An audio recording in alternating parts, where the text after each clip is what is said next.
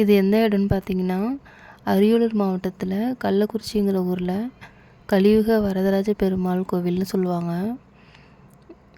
இது நம்ம ஷார்ட்டாக கலியபெருமாள் கோவில்னு தான் சொல்லுவோம்.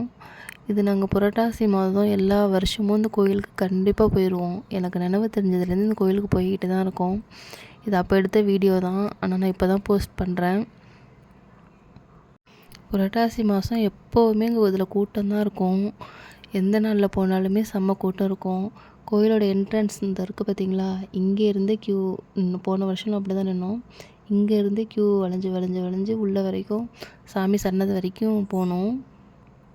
ஆனால் நாங்கள் போன நாள் என்றைக்குன்னு பார்த்தீங்கன்னா ஆயுத பூஜை அன்றைக்கி கிளம்புனோம். அதனால தான் இப்படி கூட்டமே இல்லை. கடை கோவில் எல்லா இடமுமே காலியாக தான் இருக்கும், பாருங்கள் நீங்களே.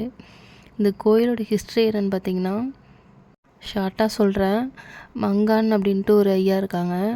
அவங்க வந்து ஒரு மாட்டு பண்ணை வச்சுருக்காங்க. அந்த மாட்டு பண்ணையில் உள்ள ஒரு செனை மாடு வந்து காணா போயிடுச்சு. அது பகல் ஃபுல்லாக தேடி பார்த்துட்டு நைட்டு அசதியில் வந்து தூங்கிடுறாங்க. தூக்கத்தில் வந்து ஒரு கனவு வருது. அந்த கனவில் ஒரு பெரியவர் வந்து மாடு எங்கே இருக்குங்கிற இடத்த சொல்கிறாரு. விடிஞ்சதும் அந்த இடத்த தேடி போகிறாங்க. போய் பார்த்தா அங்கே இருக்கிற ஒரு மாவிலங்க மரத்திற்கும் ஆலமரத்திற்கும் இடையில சாஞ்ச ஒரு நீண்ட கம்பத்தில் இருக்க சாமிக்கு அந்த மாட்டிலேருந்து பால் அபிஷேகம் மாரி பால் ஊற்றிக்கிட்டே இருக்குது. அதை பார்த்து மங்கான்ங்கிறவங்க வந்து ரொம்ப ஆச்சரியப்படுறாங்க. அதுக்கப்புறம் அவங்களும் அவங்க கூட வந்தவங்களும் சேர்ந்து அந்த கம்ப பெருமானை தொட்டு வணங்குறாங்க. வணங்கிட்டு அந்த கன்றுக்குட்டியையும் மாட்டையும் அழைச்சிட்டு போயிடுறாங்க. அழைச்சிட்டு போயிட்டு நைட்டு தூங்கும்போது மறுபடியும் தூக்கத்தில் அந்த பெரியவர் கனவுல வராரு. உனக்கு சொந்தமான பசுவையும் கன்றுக்குட்டியும் மட்டும் அழைச்சிட்டு வந்துட்ட, அந்த மகா சக்தி வாய்ந்த கம்பத்தை அப்படியே விட்டுட்டு வந்துட்டியே. உன்னோட முன்னோர்கள் வந்து இந்த கம்பத்தை ஏற்றிட்டு வரும்போது வண்டிகளோட அச்சு முறிஞ்சி கம்பத்தோட இந்த மனப்பகுதி வந்து உடஞ்சிருச்சு. அதனால அது பங்கம் பட்டு விட்டதான் நினச்சி அதை அப்படியே விட்டுட்டு வந்துட்டாங்க. அவங்க விட்டுட்டு வந்த கம்பத்தை நீ நிலைநிறுத்தி அந்த கம்பத்தில் எழுதியிருக்கிற பெயர் வந்து கலியுக பெருமாள் அப்படின்ட்டு கூறி மறைஞ்சிட்டாங்க. அப்படி தான் தெரிஞ்சிச்சு நம்ம கனவுல வந்த பெரியவர் வேறு யாரும் இல்லை, அந்த கலியுக பெருமாள் தான் நம்ம கனவுலே வந்திருக்காங்கன்னு அவருக்கு ரொம்ப சந்தோஷம் தாங்கலை மங்கானுக்கு. உடனே வேலை செய்கிற எல்லாம் அழைச்சிக்கிட்டு அந்த இடத்துக்கு போயிட்டாங்க. அங்கே இருக்கிற கம்ப பெருமானை நிலைநிறுத்தி அங்கேயே ஆலயம் கட்டிட்டாங்க. அவங்கள்ட்ட இருக்கிற பொருளை வச்சு மூல மண்டபம் மகா மண்டபம் எல்லாமே இவங்க காலத்திலே கட்டி உருவாக்கப்பட்டது தான் இந்த கோயில், கலிபெருமாள் கோயில். கோயிலுக்குள்ளேயே இதை பற்றின டீட்டெயில்ஸ் எல்லாமே நம்பர் வைஸ் போட்டிருக்கோம். 1லேருந்து ஒரு 16 பேஜ் இருக்கிற மாதிரி இருக்கும். ஃபுல்லாக பிக்சரோடு இருக்கும். நீங்கள் கோயிலுக்கு போனீங்கன்னா கண்டிப்பாக படித்து பாருங்கள். அர்ச்சனை ஜாமான்லாம் வாங்கிட்டு ஸ்ட்ரைட்டாக கூட்டமே இல்லை, ஸ்ட்ரைட்டாக சாமிகிட்ட போய் அர்ச்சனை பண்ணிவிட்டு சுற்றி வந்தோம். சுற்றி வந்துட்டு கொஞ்சம் நேரம் உள்ளே உட்காந்துருந்தோம். தேங்காய் நம்ம தான் உடைச்சிக்கணும். தேங்காய் உடைச்சிட்டு குரங்கு நிறையா இருந்துச்சு. அதெல்லாம் பார்த்துட்டு இருந்தோம். தம்பி பார்த்து விளையாண்டுட்டு இருந்தான். மேலே பார்த்தா ஷீட்டில் அவ்வளோ குரங்கு, 2-3 குரங்குலாம் சேர்ந்து தூங்குது, உட்காந்துருக்கு, அப்புறம் பேசிக்கிட்டு இருக்கிற மாதிரி இருக்குது, அந்த மாதிரிலாம் இருந்துச்சு. அதுக்கப்புறம் வெளில வந்துட்டோம். சாமி கும்பிட்டுட்டு வந்து அர்ச்சனை தட்டு கொடுக்கணும்ல, அர்ச்சனை தட்டு கொடுத்துட்டு கவரில் போட்டு கொடுத்தாங்க. அதை வாங்கிட்டு கிளம்பிட்டோம். கிளம்புனா கடை அவ்வளோ கடை இருக்கும்.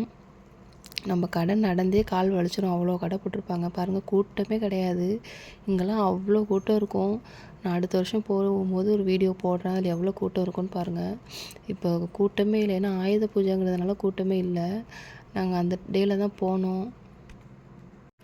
தம்பி ரொம்ப இப்போது சின்ன பிறந்து கொஞ்சம் மாதம்தான், அதனால வச்சுக்கிட்டு கூட்டத்தில் வச்சு சமாளிக்க முடியாதுன்னு தான் நாங்கள் இந்த டேயில் போனோம். ஆனால் திருப்தியாக சாமி கும்பிட்டுட்டு திருப்தியாக வந்தோம். வந்து கடையெல்லாம் வாங்குகிறோமோ இல்லையோ, அந்த கடையெல்லாம் சுற்றி பார்க்கணும், அவ்வளோதான். அம்மா மட்டும் வந்து ஆப்போசிட்டி வாங்கினாங்க. நான் கொஞ்சம் திங்ஸ் வாங்கினேன், அவ்வளோதான். பெருசாலாம் ஒன்றும் வாங்கலை. இந்த கடையில் தான் ஆப்போசிட்டி வாங்கினாங்க. பெரியம்மா கூட வந்திருந்தாங்க, அவங்களும் ஒரு ஆப்போசிட்டி வாங்கினாங்க. அப்புறம் சாப்பாடெலாம் செஞ்சு எடுத்துகிட்டு வந்துடுவோம். லெமன் சாதம், புளி சாதம் அந்த மாதிரி. இங்கேயே உட்காந்து சாப்பிட்டுட்டு அதுக்கப்புறம் கிளம்புவோம். எப்போது கலியபெருமாள் கோயில் வந்தாலும் கங்கை கொண்ட சோழபுரம் போகாமல் இருக்கவே மாட்டோம். கலியபெருமாள் கோயிலில் சாமி கும்பிட்டுட்டு கங்கை கொண்ட சோழபுரம் போயிட்டு அப்புறம் தான் வீட்டுக்கு போவோமே. அதுவும் வீடியோ எடுத்திருக்கேன். அப்புறம் இந்த மான் பார்த்திங்கன்னா, அங்கே மான் மயில் சின்ன வயசுலேருந்தே சாமி கும்பிட்டுட்டு ஸ்ட்ரைட்டாக இதை பார்க்க வந்துடுவோம். கடையெல்லாம் இருக்கும் இல்லையா, அதுக்கு பக்கத்துலேயே தான் அது இருக்கும். முன்னாடி சின்ன வயசில் வரும்போது அவ்வளோ மயில் இருக்கும், அவ்வளோ மான் இருக்கும். இப்போ எல்லாமே குறைஞ்சிருச்சு, என்னன்னு தெரியல. அதெல்லாம் சின்ன வயசு ஞாபகம் தான் வந்துச்சு. ஃபுல்லாக பார்த்து வீடியோ எடுத்துகிட்டு தம்பியும் பார்த்தான்.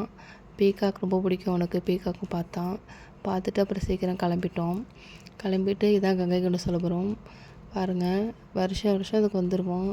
இங்கேயே வந்து உள்ளே போய் நல்லா அம்மா உட்காந்துட்டாங்க. உள்ளே போய் சாமி கும்பிட்டுட்டு அப்புறம் கொஞ்ச நேரம் உட்காந்து ரிலாக்ஸ் பண்ணிவிட்டு அதுக்கப்புறம் வீட்டுக்கு கிளம்பிட்டோம். காலையில் ஒரு 8 மணிக்கு கோயிலுக்கு வீட்டிலேருந்து கிளம்புனோம். ஈவினிங் ஒரு 4-5 மணிக்கெலாம் வீட்டுக்கு ரிட்டர்ன் போயிட்டோம். ஃபுல் டே ரொம்ப ஸ்மூத்தாக போணுச்சு. இப்படி தான் போணுச்சு.